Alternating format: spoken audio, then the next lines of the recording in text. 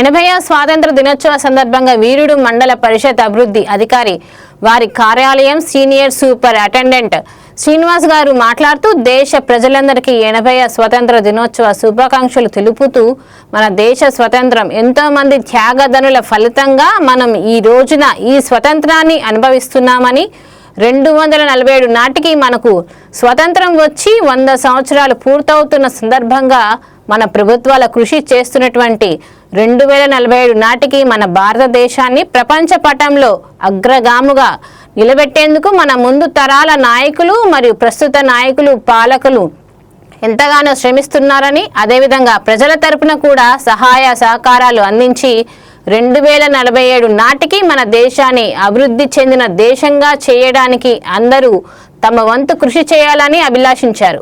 అంతేకాకుండా మన దేశం ప్రపంచ చిత్రపటంలో అట్టడుగునున్నట్టు వంటి భారతదేశం మన నాయకుల ముందు చూపుతో ఈరోజు 4వ స్థానంలోకి వచ్చింది అని 2047 నాటికి మొదటి స్థానానికి రావడానికి అందరూ కృషి చేయాలని ఆయన పిలుపు ఇచ్చారు.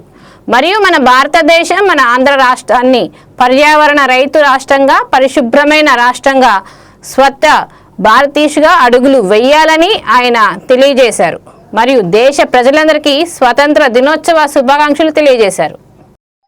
E6 వారికి స్వతంత్ర 80వ సంవత్సర స్వతంత్ర దినోత్సవ వేడుకలండి. ముందుగా నా పేరు శ్రీనివాసరావు, మండల పరిషత్ కార్యాలయం పరిపాలన పనిచేస్తున్నాను.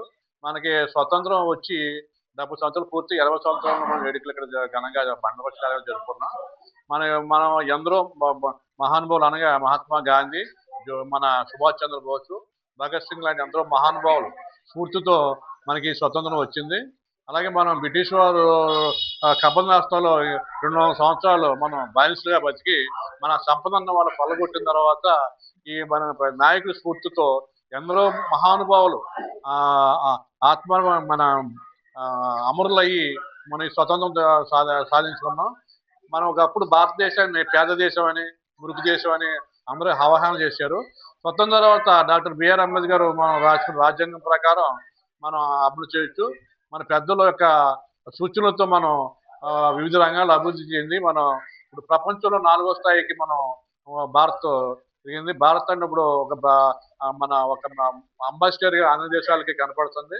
మన దేశంలో యువత ఎక్కువ, యువత మేధస్సు ఎక్కువ. ఏ దేశానికి వెళ్ళిన సంపద మన దేశానికి ఉంది. అలాగే మనం స్వర్ణాంధ్రప్రదేశ్, స్వచ్ఛాంధ్రప్రదేశ్ అన్ని కూడా మన పరిసరాలు ఉపయోగించుకోవాలి.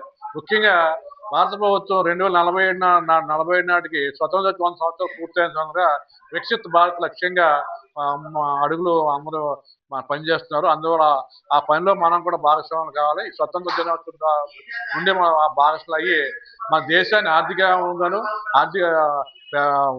ఉన్నత దేశంగాను, ఆర్థికాభివృద్ధి దేశంగాను, అలాగే స్వపరిపాలన దేశంగాను, మహిళా సాధికారతను, అలాగే మన హరిత దేశంగాను మనం నిలిపితే మన దేశం ముందుకు వెళ్ళి అన్ని రంగాల్లో అభివృద్ధి చెంది మన ప్రపంచ స్థానం నెంబర్ 1 స్థానానికి మనం వచ్చే అవకాశం ఎంత దూరం లేవని అందరూ తెలియజేస్తూ అందరికీ స్వతంత్ర శుభాకాంక్షలు.